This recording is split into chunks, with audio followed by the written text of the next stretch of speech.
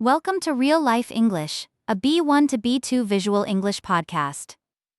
Each episode is one complete real situation you can use right away. The iPhone 17e just came out, and you want one. But first you need to walk into a store, compare models, ask about deals, all in English. Today, 3 real conversations: buying it in a store, sorting out a delayed delivery and checking the warranty, and talking about it honestly with a friend.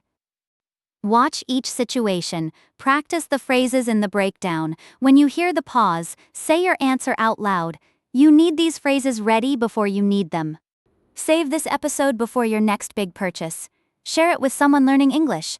These conversations come up every time you buy tech. If this kind of real-life English is what you need, subscribe now and turn on the bell. New episodes every week. Act 1. The store. You want the iPhone 17e. The sales assistant is ready.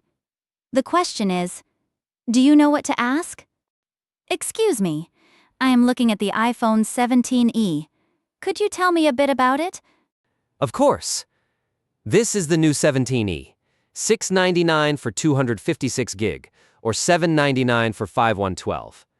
You get the A19 chip, same as the standard 17, a 48-megapixel camera with 4K video, MagSafe wireless charging, 5G, and IP68 water resistance. The main difference from the standard iPhone 17 is one camera lens instead of 3, and a 60Hz display rather than 120. But for everyday use, most people find it very capable. That sounds good. I am switching from Android. Will I lose my photos in the process? Not at all. Apple has a free app called Move to iOS. It transfers your photos, contacts, and most apps wirelessly. It usually takes about 20 minutes. Good to know.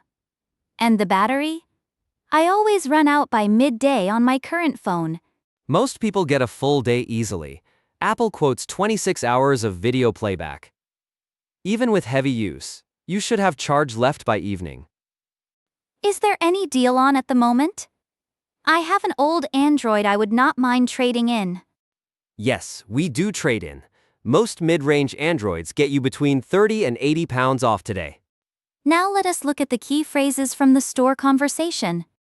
Could you tell me a bit about it? Use this open question at any counter. It invites the staff to give you the full picture, better than asking about one feature at a time. I always run out by midday, a natural way to describe a problem with your current device. You can say, I always run out of battery, my phone always freezes, my camera is not sharp enough. Will I lose my X in the process? Use this when you're making a switch or a change and you want to know what happens to your data. Will I lose my photos? Will I lose my contacts? Will I lose my messages? Is there any deal on at the moment? Short and natural? Use this in any shop. You can also say, is there a promotion on this? Or, is there anything off today? Quick quiz. You want to invite a sales assistant to explain a product fully. Which phrase is better? A. Could you tell me the price? B. Could you tell me a bit about it? Think about it. Say your answer out loud.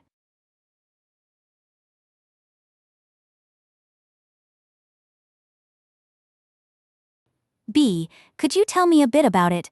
This open question lets the staff give you all the key information at once. A is too narrow. It only asks about price. Act 2. You ordered online. The delivery is late. You need answers. And while you have them on the line, you want to check the warranty and the return policy. Hello. I ordered an iPhone 17e online 3 days ago, and I have not had a shipping update yet. I can look into that for you. Could I have your order number, please? Yes, of course. I was also told it would arrive within 2 working days. I can see your order here. There is a small delay from the warehouse. Your updated delivery estimate is now tomorrow by 6 in the evening. All right. And I wanted to ask about the warranty. How long is the standard coverage? The iPhone comes with a 1-year limited warranty. You can also add AppleCare Plus for extended coverage, including accidental damage. What does the standard warranty actually cover? It covers manufacturing defects. It does not cover accidental damage, so dropped screens or water damage would not be included. I see. And what is the return policy if I change my mind after receiving it? You have 14 days from delivery to return it for a full refund, as long as the phone is in its original condition and unopened packaging. Now let us look at the key phrases from the support conversation. I have not had a shipping update yet. Use this to follow up on any online order that is overdue. Polite, clear, and direct. How long is the standard warranty? Use this in any shop or support call to open a warranty conversation. Follow up with, what does it cover? And does it include accidental damage? What does it actually cover? The word actually is important. It signals that you want the real details, not a general answer. Use it with any policy, service, or plan. What is the return policy if I change my mind? A polite, low-pressure way to ask about returns. The phrase, if I change my mind, softens it. You are asking just in case, not because you plan to return it. Quick quiz. You want to ask how long the product guarantee lasts. Which phrase is correct? A. How long is the standard warranty? B. When does the warranty end? Say your answer out loud.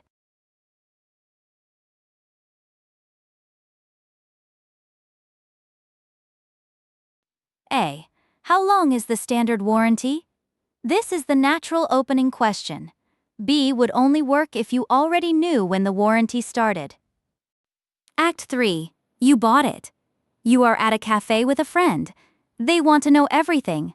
The good parts, the trade-offs, and whether they should switch too. Look. I finally got it. The iPhone 17e. Oh, nice! How are you finding it so far?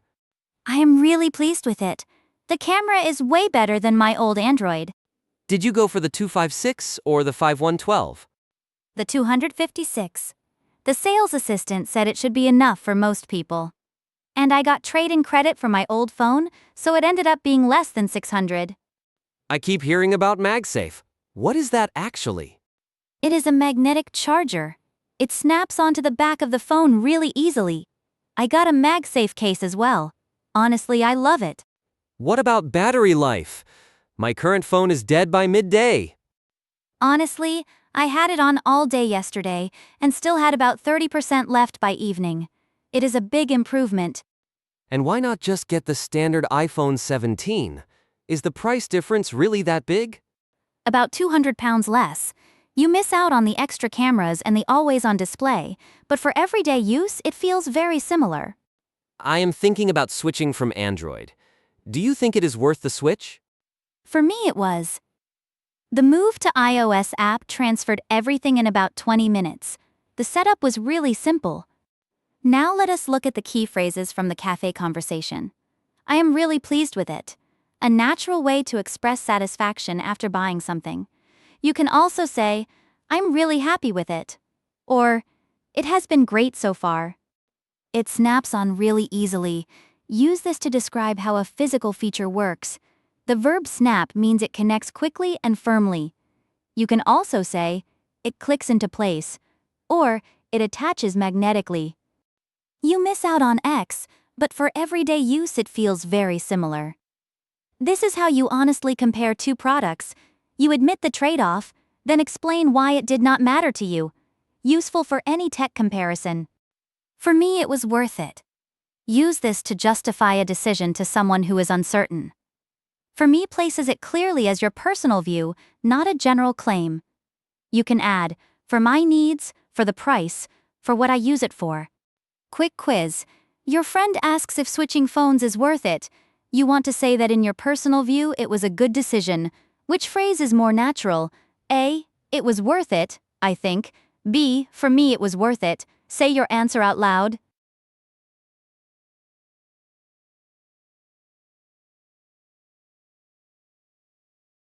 B. For me it was worth it.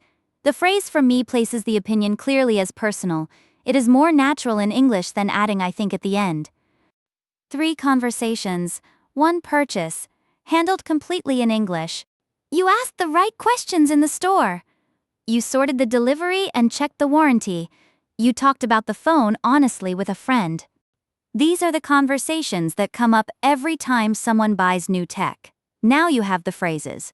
Use them in the next shop, the next support call, the next conversation. They work for any product, not just iPhones.